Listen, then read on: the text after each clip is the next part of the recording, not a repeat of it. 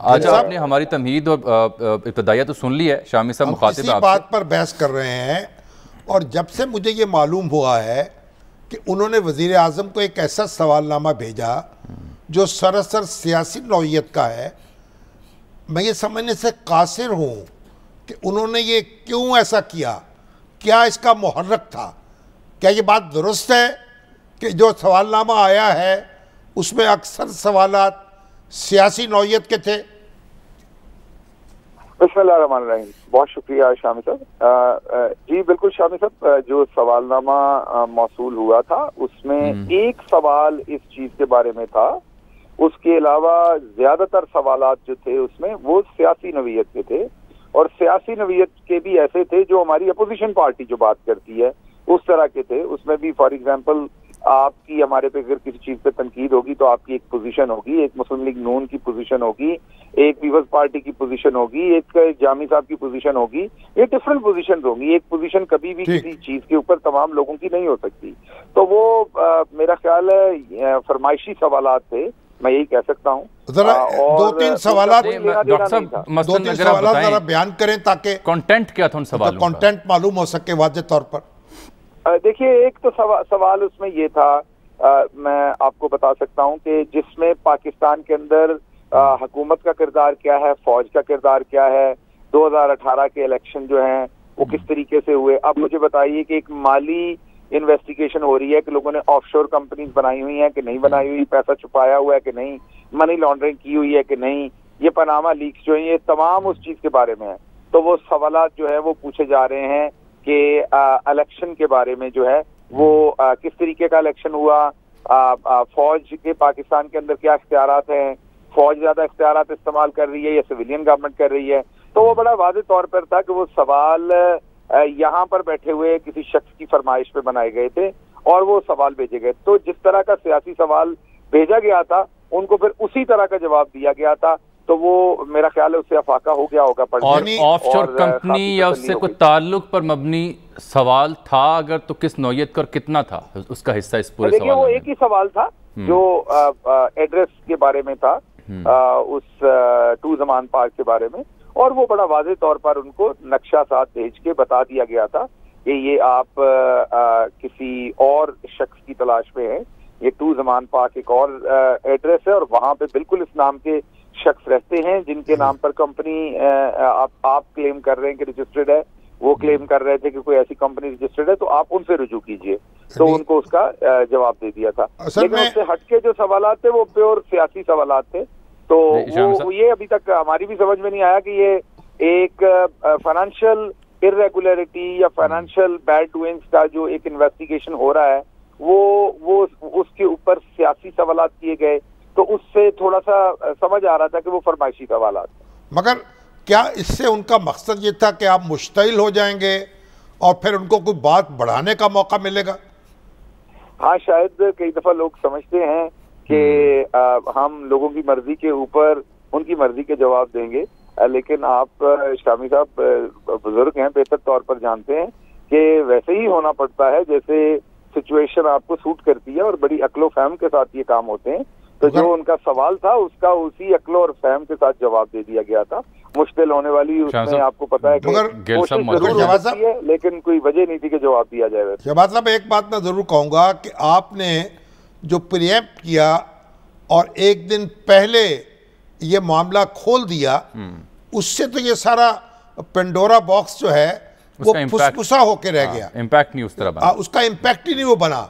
तो वजीर आज़म की ज़ात और शख्सियत और नाम के हवाले से जो मिर्च मसाला लगाया जा सकता था और 2 दिन जिस तरीके से वो मीडिया पे गूंज सकता था वो नहीं गूंजा, तो काम सारा फुसफुसा हो गया। जितनी हाइप क्रिएट की उसके बरक्स। तो इस लिहाज से तो मैन ऑफ द मैच जो है शहबाज गिल साहब करार पाते हैं। हाँ बिल्कुल, लेकिन एक और मसला भी आ गया ना उनके साथ, उनकी मौजूदगी है तो बात कर लेते हैं। जी जी डॉक्टर साहब बात कीजिए।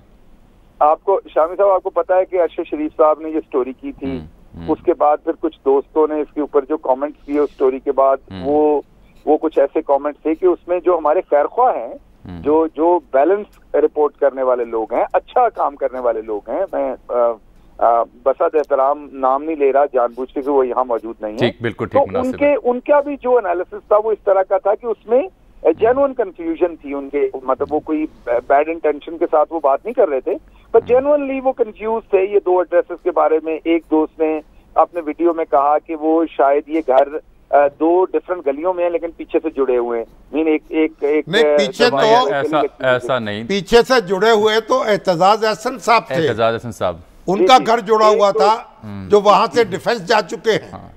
जी जी, और एक और किसी ने कहा कि जी शायद ये एक प्लॉट के दो हिस्से हो गए, तो फिर उनको थोड़ा इसलिए वो इसको खोलना हमारी तरफ से इसका रिस्पॉन्ड करना जरूरी था, और उनको ये बताया गया वक्त के ऊपर कि ऐसा नहीं है, ये दोनों घर एक दूसरे से आधे से पौना किलोमीटर दूर है। ऐसा ही है, ऐसे फर्क है। एड्रेस एक होने की वजह ये है कि एक नहर की तरफ से है और एक सुंदरदास रोड की तरफ से। जी, जैसे हम लाहौर में ठंडी सड़क कहते हैं, जिसे ठंडी सड़क भी कहते हैं ना, तो जमान पार्क का एक रास्ता सुंदरदास रोड से है, दूसरा एक रास्ता एचिसन कॉलेज के पास नहर से है।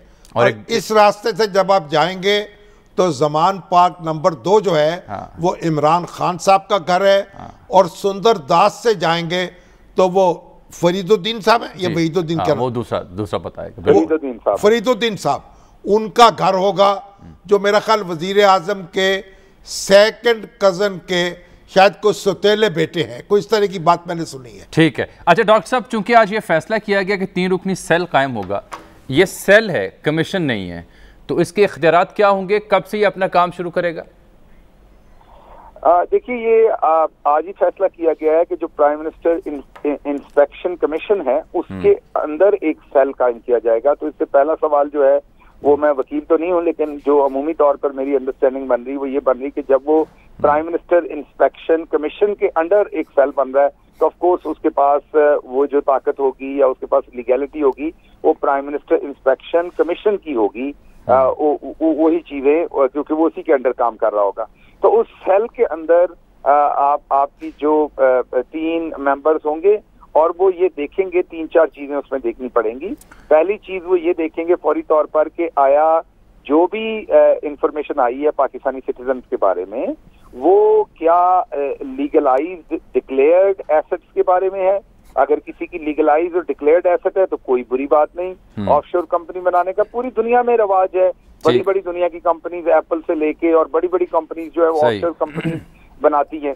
लेकिन अगर किसी ने डिक्लेयर नहीं किया हुआ तो फिर एफबीआर भी बीच में मौजूद होगा इस सेल के, वो अगला फिर शुरू करेगा कि क्यों डिक्लेयर नहीं, और उसके ऊपर कानून के मुताबिक कार्रवाई होगी। लेकिन हजरत सिराजुल हक साहब जो हैं, जी तीसरी सिचुएशन होगी कि अगर वो डिक्लेयर्ड है लेकिन फिर उससे अगला उनसे सवाल पूछा जाएगा कि आपका डिक्लेयर्ड भी है, आपने एफबीआर को बताया हुआ है, लेकिन इसके सोर्सेज फंड थे वो कैसे आप लेके गए वहां तक? अगर वो मनी लॉन्ड्रिंग से या अनफेयर मीन से या उनका कोई सबूत नहीं होगा उनके पास, ये तो टेक्निकल पे सर 2 नुक्ते सर। नहीं, एक जुनेद सफदर का नाम चला दिया पीटीवी ने कि मरियम नवाज के जो बेटे हैं और कैप्टन सफदर के जो बेटे हैं उनकी 5 कंपनियां हैं, जिसकी उन्होंने तरदीद की। फिर उन्होंने कहा कि हम कानूनी चाराजोई करेंगे। तो कोई तहकीकात की कि ये फेक न्यूज़ जो है वो कैसे पीटीवी ने चला। और क्या डॉक्टर साहब आपने भी वो ट्वीट डिलीट किया या नहीं? अच्छा, मैं उसको बताता हूँ आपको जी। वो कल ऐसे हुआ कि मैं लाइव बैठा हुआ था उस टाइम पीटीवी के ऊपर, सॉरी ARY के ऊपर, और ARY के ऊपर ये खबर दी गई पीटीवी का नाम लेके कि सरकारी टीवी के ऊपर ये खबर आई है, और मेरे से सवाल पूछा गया कि ये खबर दुरुस्त है। मैंने कहा जी अगर उन्होंने ये खबर दी है, जैसा कि कोई भी एक बार अदारा है, तो वो खबर दुरुस्त भी होगी। वो खबर बाद में पता चला कि दुरुस्त नहीं थी। लेकिन इसमें मैं एक चीज बड़ी इंपॉर्टेंट कहूंगा कि यही वो वजह है जिस वजह से आप जैसे बुजुर्गों की आप रहनुमाई लेते हुए फवाद चौधरी जो है वो काम कर रहे हैं कि एक ऐसा मैकेनिज्म बनाया जाए कि ऐसे लोग जो ऐसी पर की खबरें बना के वो टेलीविजन की हद तक भिजवा देते हैं, और वो डॉक्टर साहब आपने मिसाल कायम किया अपने ट्वीट डिलीट करके? फिर नहीं जी, लेकिन मैंने देखिए ट्वीट डिलीट करना तो एक तरीका होता है, लेकिन उसको रिकग्नाइज करना कि ये खबर दुरुस्त है या नहीं है, असल बात वो है। तो वो मैंने कामरान शाहिद साहब के एक ट्वीट के ऊपर जवाब देते हुए उस चीज को रिकग्नाइज किया कि ये खबर जो है ये गलत थी और मैं मेरे में इतनी अखलाकियात हैं कि मैं उस खबर के बारे में बात कर रहा हूँ। ये पीटीवी पे कैसे चल गई? अच्छा, वो एंकर ने इत्तला का लफ्ज़ यूज किया था। स्क्रीनशॉट था पीटीवी का, ये फेक बना के स्प्रेड किया गया और इसी उस काम के खिलाफ हम कह रहे हैं कि जुर्माना होना चाहिए। जो ऐसी चीजें लोग बिल्कुल होना चाहिए करते हैं, वो भले हमारे बारे में हो भले किसी और। मैं तो कहता हूं लॉ ऑफ डेफेमेशन को आप स्ट्रेंथन करें ताकि लोगों को पता चले कि झूठे इल्जाम लगाने का नतीजा क्या होगा। ठीक, ये देखें डॉक्टर साहब भी भटक गए। डॉक्टर साहब ने वो फेक स्क्रीनशॉट ट्वीट में डाल दिया जिसकी वो बात करें, कामरान शाह साहब को फिर जवाब दिया। मैं तो जामी साहब इसलिए ना कि मैं टेलीविजन पे जिस पे बैठा था वहां पर जब खबर ब्रेक हुई और मेरे से पूछा गया कि सरकारी टीवी पे आई है, तो मेरे लिए तो कोई ऑप्शन नहीं बचा। अच्छा जी, अब जरा वक्त डॉक्टर साहब आइंदा जरा मोहतात रहें, कोई अर्ज नहीं है। डॉक्टर साहब जाते जाते सुनिए तो सही, आपके कहने पे मोहतात रहता हूँ। डॉक्टर साहब सुनिए तो सही।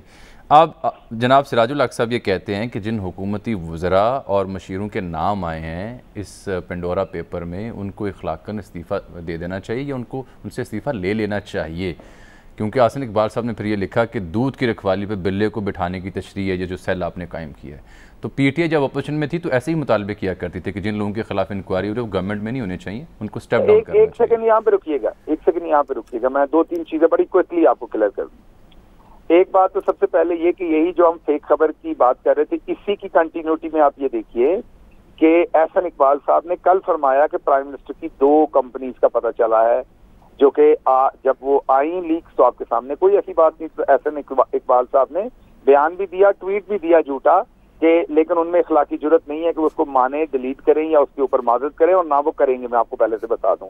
इसी तरह से जो सिराज साहब हैं उन्होंने भी कल का बयान दिया हुआ है इसी मिस इन्फॉर्मेशन के ऊपर के प्राइम मिनिस्टर की ऐसी कोई ये तो डिस इन्फॉर्मेशन। अब उनकी डिमांड पे आगे आ जाते हैं, आगे आ जाते हैं। अच्छा, अब देखिए इसमें हमारी जो कैबिनेट के 3-4 लोग हैं, बिल्कुल अगर किसी के ऊपर ऐसा हो तो उसको देना चाहिए, लेकिन सुन लीजिएगा क्विकली। अलीम खान साहब 15 साल पहले इसको एफबीआर और हर जगह पे डिक्लेयर कर चुके और ये कई बार उनकी कंपनी के ऊपर ये बात हो चुकी हुई है, तो वहां मेरा नहीं ख्याल को तहकीक भी करने की कोई हो तो जरूर की जाए, मैं ये नहीं कह रहा नहीं की जाए, लेकिन क्योंकि वो डिक्लेयर्ड है हर जगह के ऊपर, मेरा नहीं ख्याल को नई बात होगी। मैंने आज खुद डॉक्यूमेंट्स देखे, मैं दोबारा रिपीट कर रहा हूँ, मैंने आज खुद डॉक्यूमेंट्स देखे खुसरो बख्तियार साहब के पास एफबीआर के तमाम डॉक्यूमेंट्स थे, जो उनके भाई की, जो उनका भाई इंडिपेंडेंटली अपना बिजनेस करता है, उनके मैंने डॉक्यूमेंट्स देखे कि उन्होंने अपनी एफबीआर की टैक्स रिटर्न में वो दोनों कंपनीज जो है वो डिक्लेयर की हुई हैं। आपके लिए मुश्किल नहीं, आप एफबीआर के डाटा में भी चेक कर सकते हैं। डॉक्टर साहब देखें ना, आपने इसका माफी ज़मीर बयान कर दिया, मेरे पास ब्रेक आ गई है। क्या आप कह रहे हैं कि आप समझते हैं होना तो ऐसा ही चाहिए? देखें, जो मयार फिर एक ही होना चाहिए ना, जो मयार आपने अपोजिशन में रहते हुए रखा था वही मयार यहाँ रखें। नहीं रुकिएगा, मैं सिर्फ ये कह रहा हूँ कि अगर कोई ऐसी चीज इनके पास आए जो इन्होंने डिक्लेयर नहीं की हो तो वही म्यार रखना पड़ेगा जो हम उनके लिए रख रहे थे। लेकिन अगर डिक्लेयर्ड है तो फिर तो उस डॉक्टर साहब वक्त की किल्लत, बहुत शुक्रिया आपके टाइम का।